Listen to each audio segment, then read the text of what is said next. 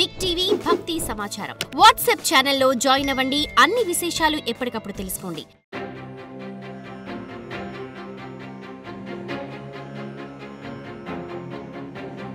ऐगिरि नंदिनि नंदित मेदिनि विश्व विनोदिनि नंदिनुते गिरिवर विंध्य शिरोधिनि वासिनि विष्णु विलासिनि जिष्णुनुते भगवति हेशिति कंठ कुटुंबिनि भूरि कुटुंबिनि भूरि कृते जय जय हे महिषासुरमर्दिनि रम्यकपर्दिनि शैलसुते सुरवरवर्षिणि दुर्धरदर्शिनि दुर्मुखमर्षिणि हर्षरते त्रिभुवनपोषिणि शङ्करतोषिनि किल्बिषमोषिनि घोषरते धनुजनिरोषिनि दितिसुतरोषिनि दुर्मतशोषिनि सिन्धुसुते जय जय हे महिषासुरमर्दिनि रम्यकपर्दिनि शैलसुते ऐ जगदम्ब मदम्ब कदम्ब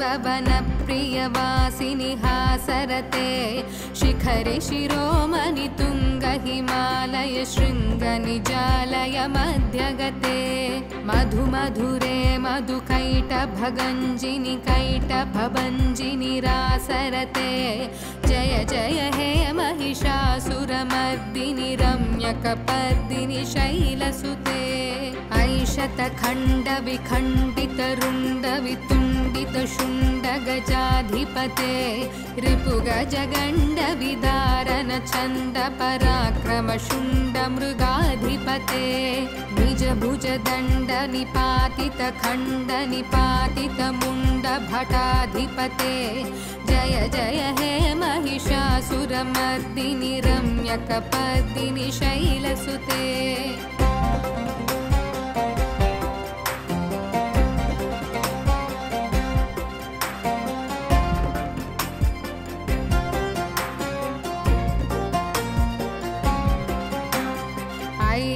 दुर्मत शत्रुवधोतित दुर्धर निर्जर शक्तिभृते चतुर विचार धुरीण महाशिवदूत कृत प्रमताधिपते दुरित दुरीह दुराशय दुर्मति दानवदूत कृतान्तमते जय जय हे महिषासुरमर्दिनि रम्यकपर्दिनि शैलसुते ऐ शरणागत वैरिवधूवर वीरबराभयदायकरे त्रिभुवनमस्तक शूल विरोधि शिरोधि कृतामलशूलकरे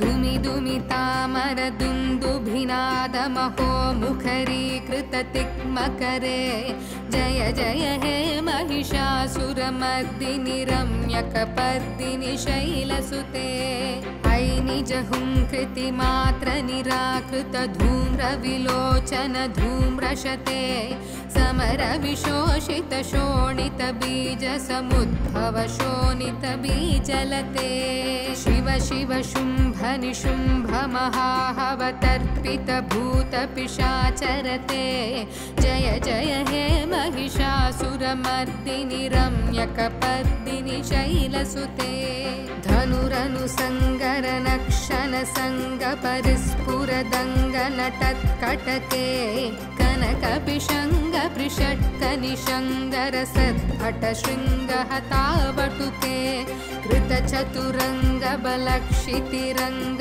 घटत बहुरंग रटत बटुके जय जय हे महिषासुरमर्दिनि रम्यकपर्दिनि शैलसुते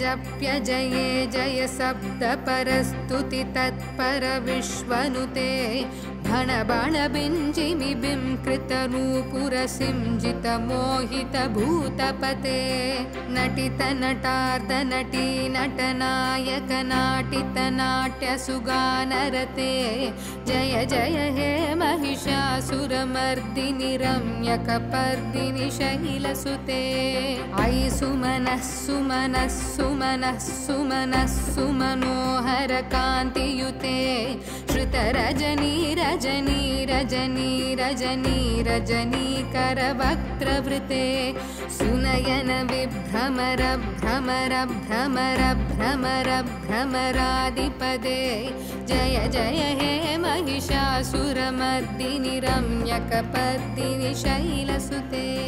सहितमहाहवमल्लमतल्लिकमल्लितरल्लकमल्लरते विरचितवल्लिकपल्लिकमल्लिकभिल्लिकभिल्लिकवर्गवृते श्रुतकृतपुल्लसमुल्लसितारुणतल्लजपल्लवसल्ललिते जय जय हे महिषासुरमर्दिनि रम्यकपर्दिनि शैलसुते अविरलगण्डगलन्मदमेदुरमत्तमतङ्गजराजपते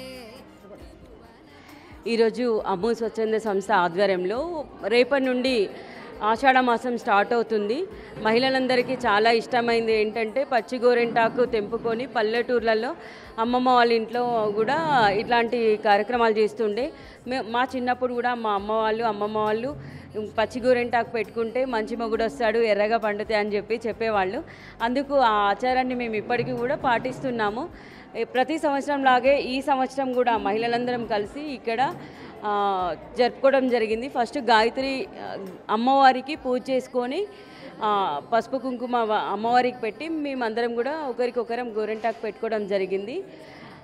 ఆషాఢ మాసం అంటేనే మాకు చాలా ఇష్టం. పచ్చి గోరెంటాకు పెట్టుకుంటే అంటే ఏ రోగాలు కూడా రావు అని చెప్పేసి చెప్తారు. మన బాడీ హీట్ ఉంటుంది కదా, ఆ హీట్ పోవడానికి ఎక్కువగా మైదా పెట్టుకుంటాము. పాదాలకు కూడా ఈ గోరెంటాకు పెట్టుకుంటే ఆరోగ్యానికి కూడా చాలా మంచిది. ప్రెగ్నెన్సీ లేడీస్ కూడా తింటే పిల్లలు కూడా ఎర్రగా పుడతారని చెప్పేసి అమ్మమ్మ వాళ్ళు చెప్పేవాళ్ళు. ఇప్పుడు మేము కూడా అది అందరికి చెప్తున్నాము. నా పేరు విజయ్ కుమారి, నేను ఏవి ఈవెంట్స్ ఆర్గనైజర్ని. ఈరోజు డాక్టర్ పి సుజాత రెడ్డి ఆధ్వర్యంలో ఆషాఢ మాసం స్టార్ట్ కాబోతుంది కాబట్టి అందరం గోరెంటాకు పెట్టుకోవడం జరిగింది. అలాగే ఆషాఢం అనేది అమ్మవార్లకు ప్రాముఖ్యత. అమ్మవార్లందరూ ఆ ఇంట్లోనే ఈ ఆషాఢం అంతా కొలువై ఉంటారు. సో అమ్మవార్లకు ఆధ్వర్యంగా పసుపు కుంకుమ గోరెంటాకు గాజులు అమ్మవారికి కొలుచుకుంటాం. అలాగే ఇంటి ఆడపడుచులు అందరూ ఆషాఢంలో గాజులు పసుపు కుంకుమ మెహందీ పెట్టుకుంటారు. అలాగే ఈ మెహందీ అనేది మన ఆరోగ్యానికి కూడా చాలా మంచిది. అరిపాదాలకు పెట్టుకుంటే హీట్ అనేది తీసేస్తుందని, అలాగే ప్రెగ్నెన్సీ లేడీస్ తింటే కడుపులో ఉన్న పిల్లలు ఆరోగ్యంగా అలాగే మంచిగా వైట్గా పుడతారనేది పెద్దల అవగాహన. అలాగే మేము కూడా అదే పాటిస్తున్నాము. ఈరోజు ఈ కార్యక్రమం డాక్టర్ పి సుజాత రెడ్డి ఆధ్వర్యంలో అమ్ము స్వచ్ఛంద సంస్థ ఆధ్వర్యంలో జరుగుతుంది. మహిళలందరూ పార్టిసిపేట్ చేశారు. సో మాకు చాలా సంతోషంగా ఉంది. ఎప్పుడు ఇలాగే జరుపుకుంటాము. ఈ ఇయర్ కూడా అలాగే జరుపుకున్నాము. For more videos like this, subscribe Big TV channel.